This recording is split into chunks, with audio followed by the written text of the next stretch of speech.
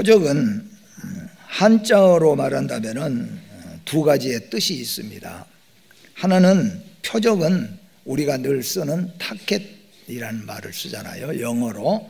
이거는 목표가 되는 물건이나 어떤 사람, 이것을 표적이라고 우리가 씁니다.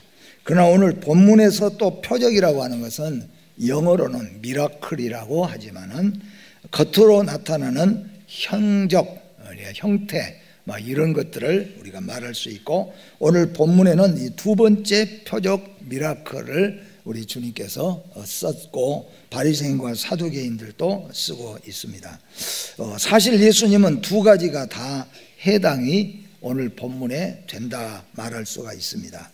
유대인들에게는 예수는 제거해 버려야 할 목표물이 되는 표적이 바로 예수 그리스도, 그러니까 유대인들, 바리새인, 서기관, 또 빌라도 법정, 이런 모든 세상에서는 딱 제거해야 될 표적물이 뭐냐 하면은 예수가 표적물이었다는 겁니다.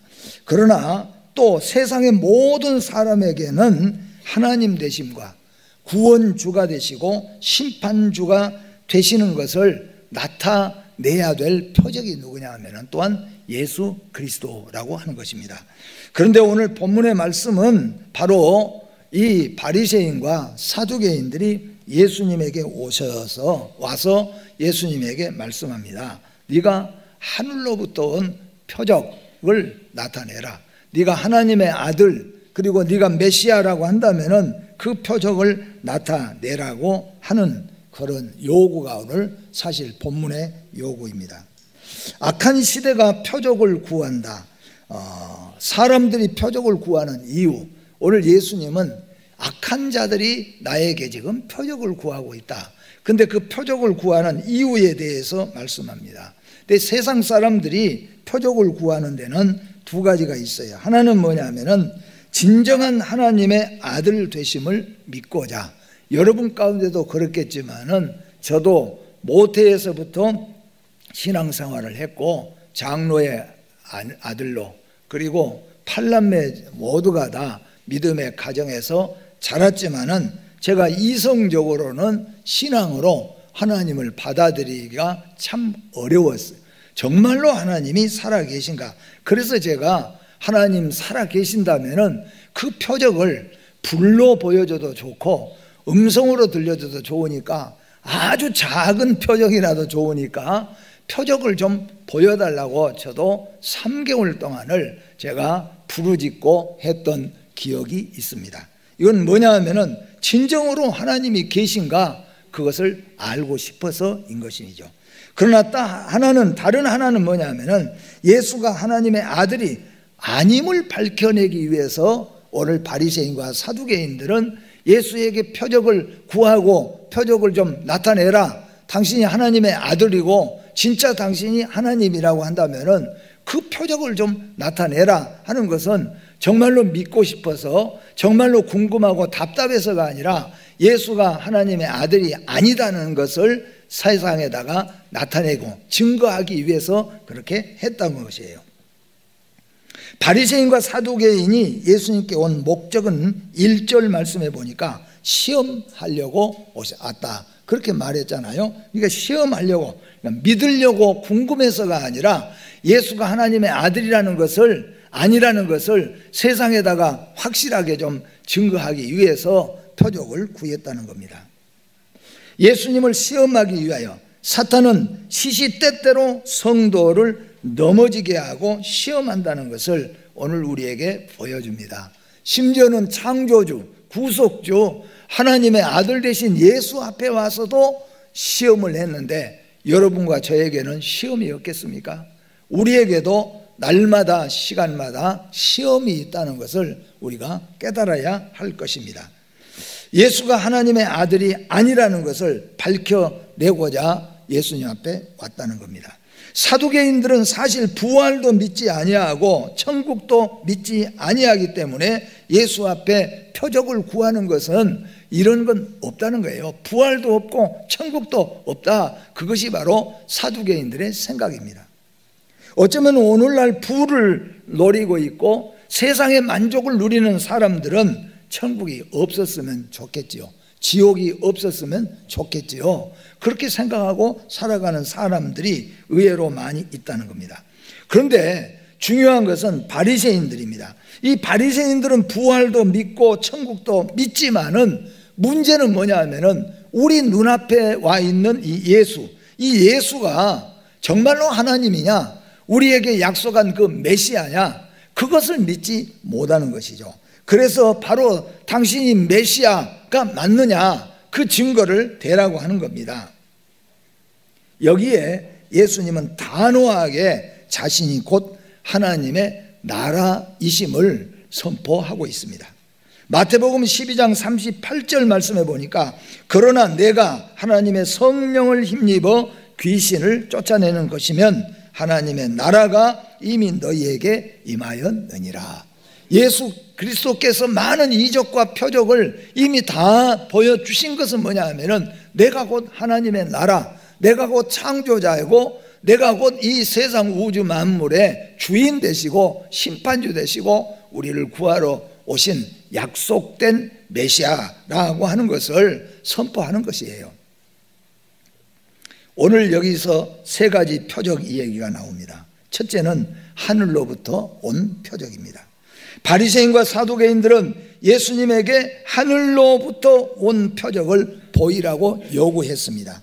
왜냐하면 사람들의 지식, 사람들이 알고 있고 믿고 있기는 예수는 누구냐 하면은 조그마한 갈릴리의 한 동네에, 나사렛이라고 하는 한 동네에 요셉이라고 하는 가난한 목수가 약혼했는데 아직 정혼도 하지 않고 마리아의 몸에 혼 전에, 결혼 전에 나타난, 잉태된 그 사람이라는 걸 사람들은 그렇게 알고 있기 때문이라는 거죠.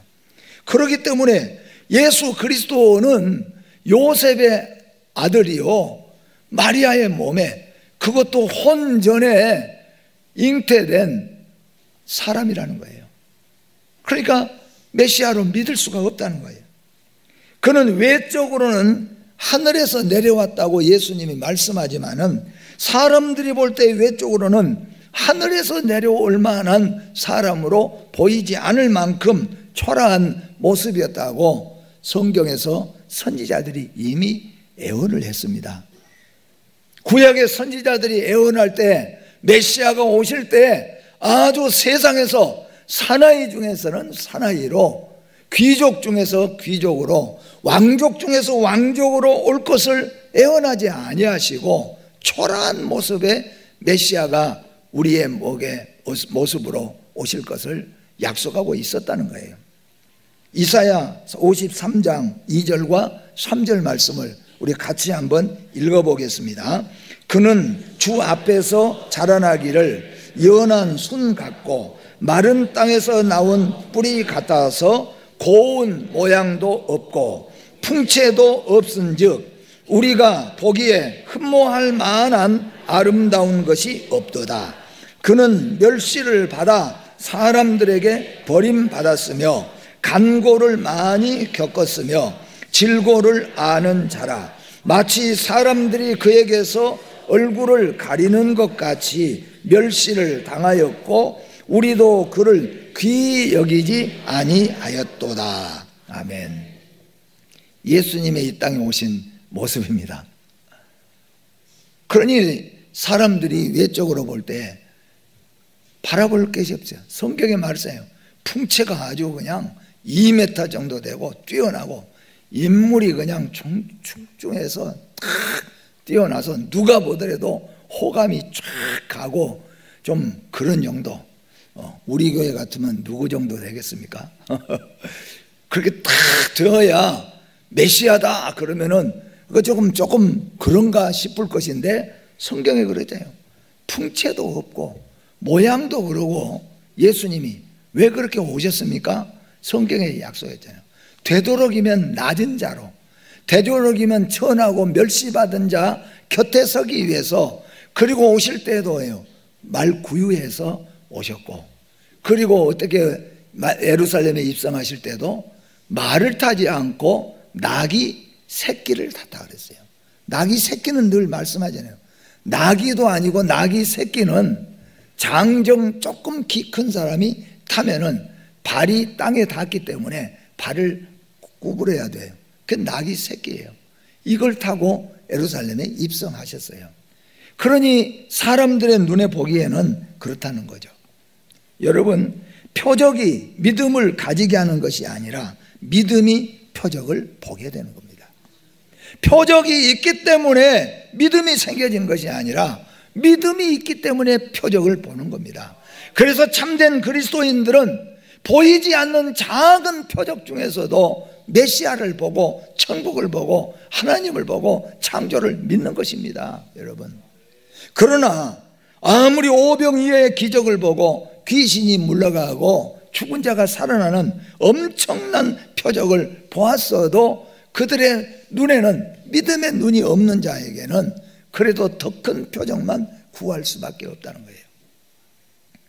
오늘 이 말씀입니다. 여러분과 저는 믿음으로 표적을 보기를 원합니다. 믿음으로 가는 길마다 모든 우주 만물에서 하나님의 창조를 볼 수 있기를 바랍니다. 표적을 간절히 구하는 것과 하나님을 시험하는 것은 전혀 다릅니다. 모든 사람은 이기적인 기적을 원하는 욕망을 가집니다. 신앙인이라고 하지만 모두가 다 이기적인 믿음을, 그리고 이기적인 기적을 다 원한다는 겁니다. 우리 앞에서는, 나에게는 기적이 일어나기를, 우리 자녀에게, 우리 딸에게, 우리 아들에게는 기적이 일어나기를 다 바란다는 거예요. 그러나 참된 구원론적인 믿음은 기적이 바로 믿음이 기적인 것이에요. 내 안에 믿음이 있기 때문에 예수를 보는 겁니다. 내 안에 믿음이 있기 때문에 죽어가면서도, 내 안에 믿음이 있기 때문에 순교하면서도 살아계신 하나님을 보게 된다는 겁니다. 두 번째는 천기의 분별과 시대의 분별을, 표적을 우리 주님이 말씀합니다. 예수님은 그들에게 천기의 분별과 시대의 분별을 말씀을 하고 있습니다. 2절부터 3절에 너희가 저녁에 하늘이 붉으면 날이 좋겠다. 아침에는 하늘이 붉고 흐리면 오늘은 낮이 굳겠다 하니 날씨는 분별할 줄 알면서 시대의 표적은 분별할 수 없다. 어렸을 때는 분별을 못했죠. 어렸을 때는 오늘 비 오겠다 그러면은 궁금했죠. 우리 엄마가 무슨 눈이 좀 기적의 눈이 있나, 우리 엄마가 어떻게 비 올 걸 알까. 아야 빨리 뭐 덕석이라 그래요. 우리는 빨리 걷으라고 말해요. 아직 비가 안 오는데 어떻게 알까. 그래서 나이가 들어가면서 자연적으로 아는 거예요. 여러분은 아마 아주 바보가 아니면은 날씨 보고 오늘 비 올 것 같은데, 오늘 날씨 좋구나, 알 수 있잖아요. 되게. 이게 지금 예수님이 말씀하예요. 너희가 하다 못해서 여러분들 그래도 우리가 많이 배운 것 없어도 인생 살다 보니까 날씨를 보고 오늘 비 오겠구나, 오늘 비 안 오겠구나, 적어도 이건 분별할 줄 알잖아요. 그렇잖아요, 여러분. 분별 못합니까? 분별을 하잖아요. 적어도 그 정도. 예수님 말씀이 그거예요. 적어도 너희들 날씨가 붉으면은, 저녁에 날씨가 붉으면은 날씨가 좋겠다. 아침에 날씨가 붉고 어둠틈하면은 오늘 비 올 것 같은데, 오늘 날씨가 굳은데 아는 거예요. 저희들도 마찬가지죠. 요즘에는 이렇게 말하죠. 저희 집 사람도 가끔은 그러죠. 여보 오늘 날씨가 어떤가 한번 얼른 찾아봐 주세요 그래요. 왜냐하면 뭐 아마 너를라 그런 것 같아요. 그렇게 찾아보라 그래요. 지금은 안 봐도 유튜브 여러분 다 또 날씨 나오잖아요. 예수님이 그 말씀이에요. 시대를, 날씨는 분별할 줄 알면서 시대는 왜 분별하지 못하느냐. 세상 사람들은 시대를 분별하지 못해도 우리 그리스도인들은 시대를 분별할 줄 알아야 된다는 겁니다. 지금이 어느 시대인가, 지금이 어떤 시대인가, 우리 예수 믿는 사람은 분별할 줄 알아야 된다는 것을 말씀합니다. 성도들은 천기를 분별하듯 이 시대를 분별할 줄 알아야 될 줄로 믿습니다. 오늘 성경에도 멸망에 가증한 것들이 일어나는 것들은 시대의 표적이라고 우리에게 말씀합니다. 지금 이 시대는 어떤 시대입니까? 마가복음 13장 14절에 멸망에 가증한 것이 서지 못할 것에 선 것을 보거든, 그렇게 말합니다. 멸망에 가증한 것들, 우리 기독교에서 말할 수 있는 멸망에 가증한 것들이 뭐겠습니까? 그런 것이 서지 못할 자리에 선다는 것은 뭐냐면은, 옛날에는 감히 나타내지도 못하고 감히 얼굴도 못 내고 감히 말도 못할 일들이 오늘날에는 버전이 일어납니다. 옛날에는 부끄러워서 네 이렇습니다 말도 못하는 거예요. 옛날에는 부끄러워서 동성애자들이 옛날에는 어디 말했다가는 돌에 맞아 죽거나 마을에서도 쫓겨날 수밖에 없잖아요. 진짜로 옛날 저희 시골에, 옛날에는 저희가 아주 어렸을 때는 여러분, 여자분들을 파마를 하면은 동네 사람들이 야단했어요. 아무개 누가 파마를 했다고. 지금은 파마를 다 하잖아요. 여러분 기억나신 분은 알잖아요. 처음에는 그래서 쫓아내야 된다고 막 나라 우리 동네에 가지고 그랬어요. 제가 처음 심호하던 교회에서는 어떤 여자분은 진짜로 행실이 좋지 못하다고 마을에서 의논해 가지고 쫓아냈어요. 그래서 마을에 여러분들이 가가지고 우리 동네에서 이사 안 나가면은 가만두지 않겠다 억압해가지고 이사가, 지금 같으면 생각도 못하겠죠. 좀 여러분 정말로 좀 고리타분한 이 얘기라고 들리는지 몰라도 우리는 신앙이니까 정말로 오해하지 마시고 들으십시오.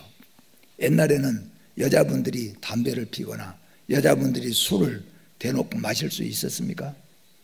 TV에서 결혼도 안 한 여자들이 술 한잔 어제 먹고 어저께 술을 해갖고 필름이 끊기고 어쩌고, 어떻게 이런 얘기가 공중 TV에서 아무렇지. 오늘 성경이 말하잖아요. 멸망에 가증한 것들이 서지 못할 자리에 당연히 딱 서 있다는 거예요. 이런 자는 옛날에 서지 못했어요.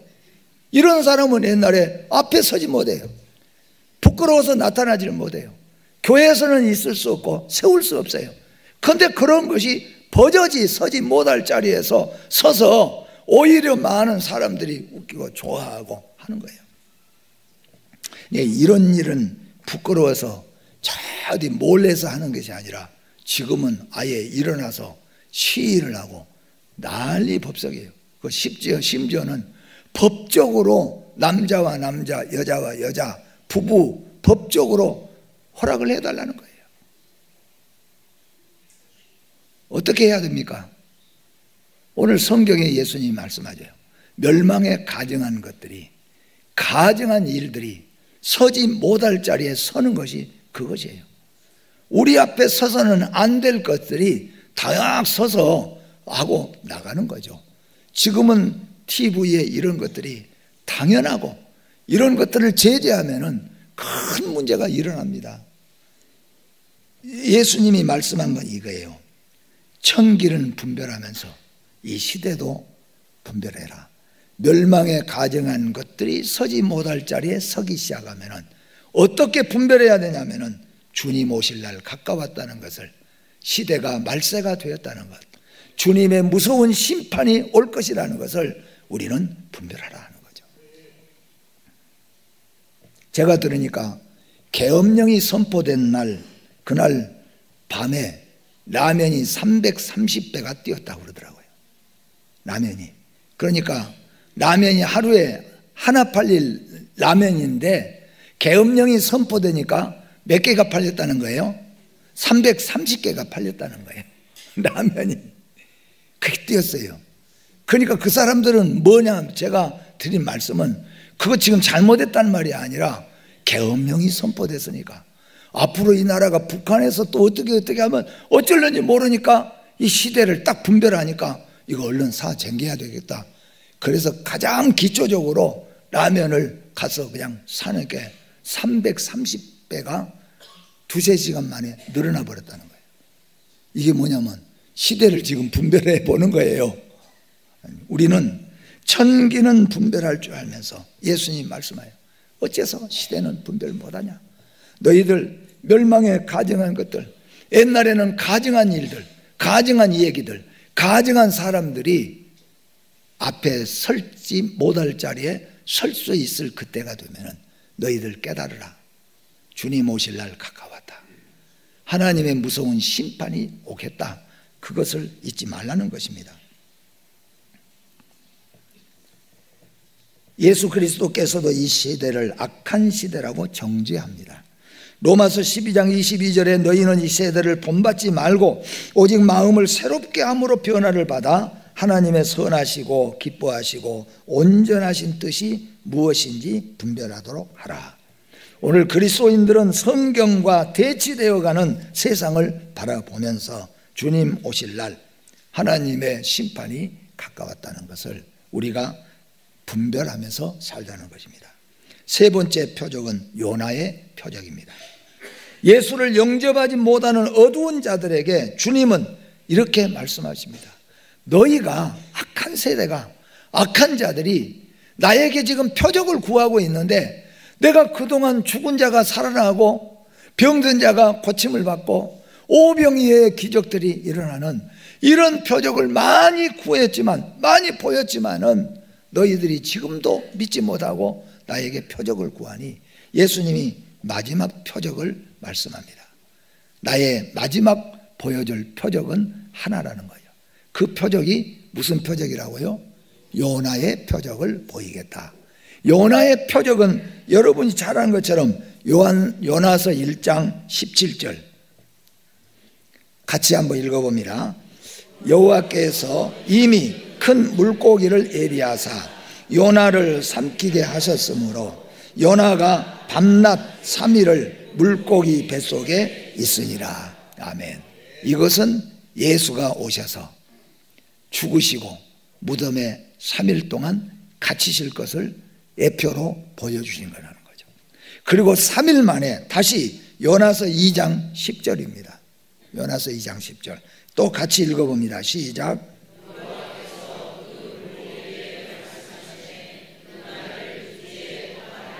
아멘. 죽음이, 사망이 요나를 삼키지 못하고 결국에는 요나를 육지에다가 토해냈다는 거예요. 이게 뭐냐면은 장차 메시아가 오셔서 죽으시고 3일 만에 무덤을 깨고 부활하실 것이다. 이것이 예수님이 우리에게 보여주시는 하나님의 아들 되시는 최후의 표적입니다. 이제 이 표적 믿지 못하면 다른 표적은 없어요. 마지막 예수님이 최후의 악한 이 세대에 보여주신 표적이 바로 이 요나의 표적이에요. 요나의 표적이 예수님이 잡히시고 죽으시고 무덤을 깨뜨리고 3일 만에 부활하신 이 표적입니다. 오늘 기독교가 세워진 기독교의 핵심은 예수님이 십자가에 죽으시고 3일 만에 부활하신, 죽으시고 부활하신 이것이 바로 오늘 기독교의 표적입니다. 여러분과 저는 이것을 표적을 삼아 믿고 살아가는 것입니다. 예수 그리스도의 메시아 되심의 가장 큰 표적은 십자가에 죽으시고 3일 만에 부활하심이에요. 사망의 권세를 깨뜨리고 부활하신 예수를 믿지 못하면 더 큰 이적은 절대로 볼 수가 없습니다. 바다가 변하여 산이 되고 산이 변하여 바다가 되는 표적을 부여도 사람들은 믿지 못할 것입니다. 처음에 제가 말씀했잖아요. 그러나 여러분 안에 믿음이 있다면 아무런 눈에 보이지 않는 이 눈에는 아무런 표적이 보이지 않아도 여러분 안에 있는 믿음이 예수를 증거하는 거죠. 십자가와 부활을 증거하는 거예요. 천국을 증거하는 겁니다. 이것이 여러분 안에 표적이요 저에게 표적입니다. 우리 앞에는 죽은 자가 살아나지 않아도, 우리 앞에는 병든 자가 고쳐지지 않아도, 우리 앞에는 우리의 어떤 이적이 기적이 일어나지 않아도 우리 안에 있는 이 믿음의 눈이, 믿음의 심령이 천지 만물을 보게 되고 하나님을 믿게 되어지고, 이것이 가장 큰 표적이라는 거예요. 믿음으로 다시 오실 예수님을 맞이하는 성도들이 되기 위해서 이 시대를 분별하며 살아야 할 줄로 믿습니다. 기독교는 하나님의 살아계심의 표적을 창조와 질서, 성경과 우리의 믿음이라고 믿습니다. 예수님이 살아계신 것, 하나님이 살아계심의 표적은 창조와 질서입니다. 이 창조와 질서를 보면서 하나님 살아계신 것을 우리는 믿습니다. 우리 예수 믿는 믿음의 성도는 오늘도 성경을 보면서, 성경을 읽으면서, 들으면서, 묵상하면서 하나님 살아계심을 믿습니다. 이것이 바로 오늘 여러분과 저에게 표적이라고 하는 것입니다.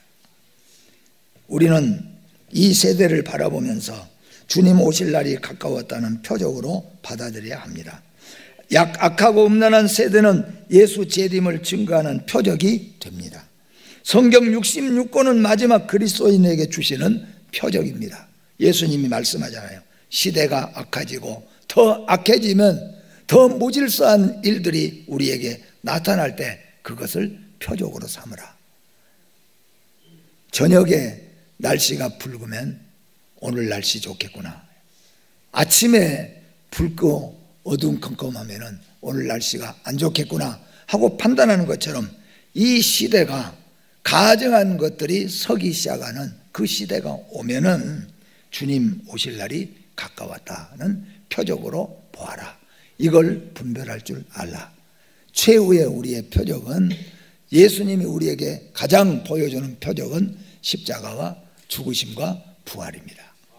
여러분 안에 있는 믿음, 그 믿음이 천국을 보고, 그 믿음이 하나님을 보고, 그 믿음이 다시 오실 예수님을 기다리게 하는 거죠. 그 믿음이 없어지면은 엄청난 기적을 보여도 믿지를 못하는 거죠. 오늘 여러분 안에 이 믿음이 표적되기를 주의 이름으로 축복합니다. 여러분, 요한계시록 22장 20절 우리 다 같이 한번 천천히 읽어보겠습니다. 시작. 이것들을 증언하신 이가 이르시되 내가 진실로 속히 오리라 하시거늘 아멘. 주 예수여 오시옵소서. 아멘. 하나님 아버지 감사합니다. 바리새인 사두개인들은 많은 표적을 보면서도 계속해서 표적만 구했지만 예수님께서는 천기는 분별할 줄 알면서 시대는 분별할 줄 모르느냐. 믿음의 눈을 가진 사람, 믿음의 씨를 가진 사람은 이렇게 밖으로 나타나는 표적과 이적과 기사가 없어도 그 믿음으로 하나님 살아계심을 증거하고 그 믿음이 표적이 되는 줄 믿습니다. 우리 모든 성도들, 주의 백성들이 이 믿음의 표적을 가지고 우리 눈에는 아무것도 보이지 않는다고 할지라도 믿음의 눈으로 지금도 살아계셔 역사하시는 하나님, 다시 오실 예수 그리스도, 이 시대가 어떤 시대인가를 분별하면서 살아갈 수 있는 믿음의 귀한 성도들 되게 하여 주시옵소서. 예수님의 이름으로 기도하옵나이다.